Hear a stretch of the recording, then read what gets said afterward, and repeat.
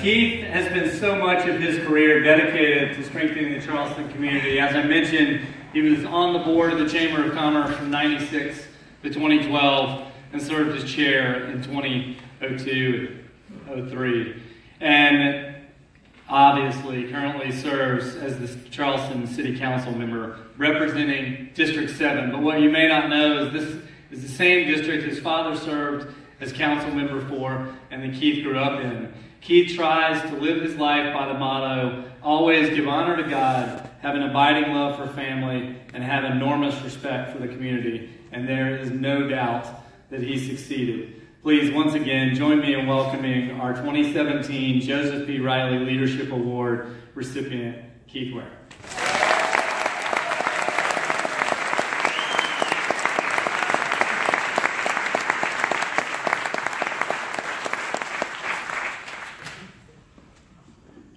These guys cheated.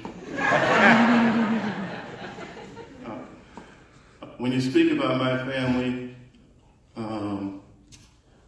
it's like kryptonite to Superman. You know, I heard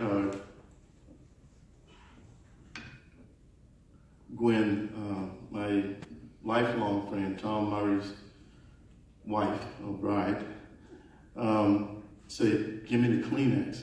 And I started to go over there and share that Kleenex with her.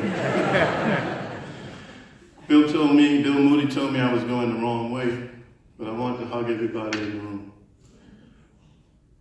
This is a special chamber. This is a special community. Volunteering is something that has to be taught. And my grandmother and grandmother, even during the days of segregation, were huge volunteers in our community. My mother and father, very active during the Civil Rights Movement. You picture this, they had 5 little kids. My father used to kid about having a basketball team. We would go marching in the Civil Rights Movement. I think I was like 9 or 10 years old. I said, "Keith, where you going?" "I'm going marching." I said, what you marching from?" "I'm marching for my rights." I said, "What kind of rights?" "I don't know, but I'm going marching." Obviously, following my parents. God, family, community has never failed. It's never failed me. This chamber, when I first got involved with the chamber, not lifelong, but certainly the remainder of my life, Lynn Hutchison asked me to serve on the chamber board. Told me all of the bullet points. So I was contemplating it. And then Dr. James E. Brown, who happens to be I don't know if he was the first African-American on the board, but if he wasn't the first African-American on the board, it certainly didn't take long to call the roll. He stopped by my office and he asked me to serve on the chamber board. And I told Dr. Brown, I said, "Dr. Brown," and I respected Dr. Brown, please believe me, he was a mentor to many of us. I said, Dr. Brown, I don't have time to leave my business to go and volunteer at the chamber. And that was before leaning forward became popular. Dr. Brown leaned forward and put his index finger on my desk and said just like this, "Waring, you do not have time not to volunteer at the chamber. The things that you will find out there, you will find out nowhere else in this town." Dr. Brown was right, Lynn Hutchison was right, and I was wrong. I joined the chamber. At one of my first early meetings at the chamber, a small business person, now what I'm about to tell you wasn't on the agenda item. When you think of chamber, you think of dollars, cents, profit, loss, red, black. Our chamber is far more than that. The subject of taking the flag, at that time the Confederate flag was on the dome, the Capitol dome in Columbia. A small business person, Julian Buxton, who did ghost tours, brought up the issue of cancellations, and he was losing revenue. What are we going to do about this flag issue? That conversation bubbled up. We had about 34 members in the room. Long story short, motion was made to take a stand to bring the flag down. And remember, chamber is supposed to be conservative, right? The vote was 33-1. And the one who voted against wasn't necessarily against it. He just wanted to try to poll the membership first. And I can tell you, that chamber was in me for life after that. As a small business person, it's hard to be effectual with change as one. Now, Bill Moody and I know in City Council, we have a body of 13. If you got one vote, you're in trouble. You got to get to 7. There happened to be 3 African Americans on that board. Wilbur was one. My being another one, and my mind right now escapes me on the 3rd, but the vote was 33-1. So our business community has led on huge issues that as an individual or 1 or 2 people, you just simply can't do. I noticed a gentleman and representative from Bosch, and thank you so much for being in our community. But when it comes to recruiting industry into this area, I had the pleasure of serving on the Regional Development Alliance, which has that responsibility. Our schools were in such deplorable condition, physically. We had 77 of them in this county. And the business community at the time didn't think we should be involved. But where does the future workforce come from? It's the generation that's in school today. Our chamber got involved, even though the mindset on our school board was such that if any of y'all familiar with 75 Calhoun Street, our school board, a couple of our school board members would refer to that as the Taj Mahal. It's a C+ office building, at best.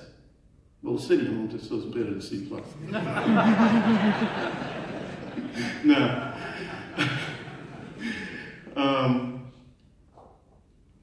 last year's recipient, Brian Moody, we all love and respect him and miss him. Recently, they planted a tree in Brian's honor on the West Ashley Greenway. And family and friends were around, and everybody had a little testimony and Brianisms, as we would say. Well, when it came around to me, I said, you know, Brian had a $1 billion impact on this community. And the people who were never involved with this chamber who were there, and there were some chamber people there, but those who had not been in the room, such as you all, have had the pleasure. $1 billion, nobody has $1 billion. I got a couple of looks like that back, and I said, well, I can prove it to you. Brian was instrumental in creating the synergies in the business community and the school board to changing the mindset of needing to invest in our schools. We had a $350 million bond referendum that failed, and a no new tax crowd won. Well, since that time, over the last 15 years, and this is a fact, you can look this up, this community, led in part, a large part, by this chamber, has generated $1.4 billion to be invested in our facilities of education in just our public schools. But for the chamber, but for volunteers, like you saw, I sat in my chair and I saw all the bright, good-looking people that came up on the stage. And I said to myself, the relay continues. There are a lot of past chairs in this room. I got to call out some of my guys, and I'll be wrong, but Dick Elliott, not in this room, but I served as his chair-elect, and because Peter Werner is in this room, he served as my chair-elect. And a guy, when we were trying to raise money to bolster the chamber's finances, we had something called a Total Resource Campaign, and a guy walked in with a nice blue suit, red tie, and had a basketball on his head, and I said, that's my guy named Ron Jones. But when it came to raising money. How do you raise $1.4 billion when the community told you no on $350 million? You have to identify the problem and explain to people how they can help, and that's what this chamber led the way in. The Ravenel Bridge, when that bridge opened, it's a $600 million bridge. The taxes, the half-cent sales tax that it took to build that bridge, this chamber led that charge.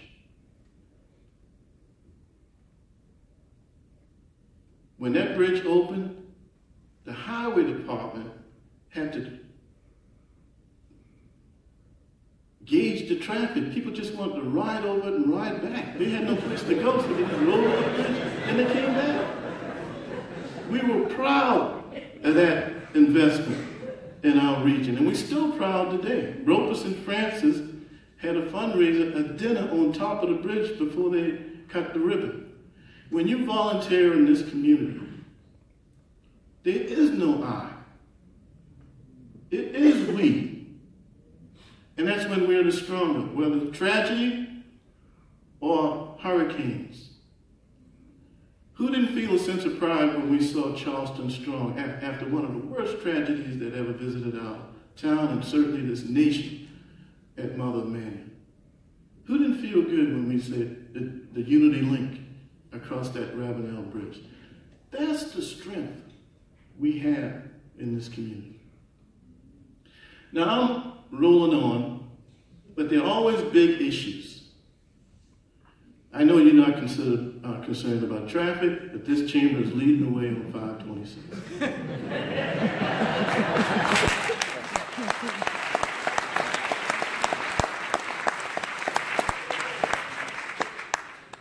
We had a great CEO in Charles Van Rijsselberg that taught us all how to, we thought we were volunteering, but you had to go to another level. That baton has been passed to Brian, and Brian is getting all of us to reach higher. It's not popular to fight for 526. It's not going to be popular to fight for the money to help out with our flooding. We have a huge problem with flooding, and it is going to be, that's not hyperbole, it is going to cost over $1 billion to help fix it. It's not going to fix it entirely. But you know what? We can do it. We put a man on the moon and brought him back safe. And to prove it, we did it time over and again. And so, I know you think I'm going to ramble up here and I'm going to forget about my wife, but I am not going to do that.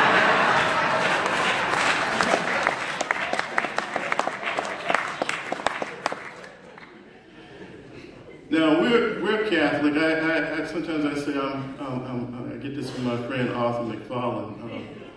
I'm a Baptist. I'm going to enunciate that again. I'm a Baptist. My daddy is a Baptist and my mom's Catholic. So I went to both. And so if you happen to be African American and Catholic, you have Protestant roots. So in our church, we stand up, we sit down, we stand up, we kneel, and we get back up again.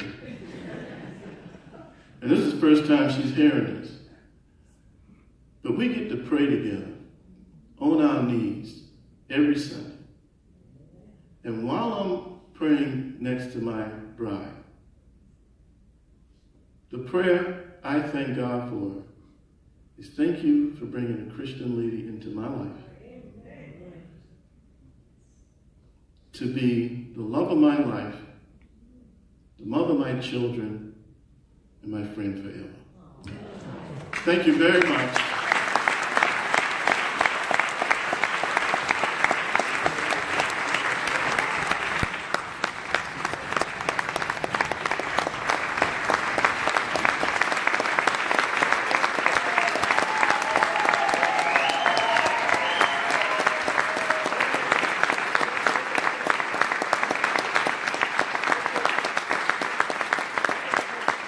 Before we welcome Mark back on the stage, we got another special announcement very quickly. Your man, quote, Ron Jones, has a special announcement. Ron can come up.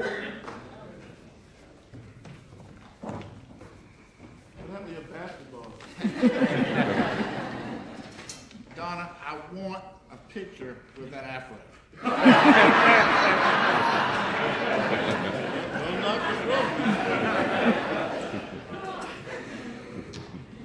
the Keith, this is a very special time for me, too. On behalf of the Charleston Metro Chamber of Commerce and the past chairman of the Chamber, it is my honor and privilege to announce the creation of a scholarship in honor of Perry Keith Waring to be awarded to the Career Academy graduate from the Charleston region. The scholarship will cover 1 year's tuition at Trident Technical College, that gem of this beautiful place. The funds for the scholarship were raised solely by the contributions of your colleagues, the Chamber's past chairs, many of whom are here tonight.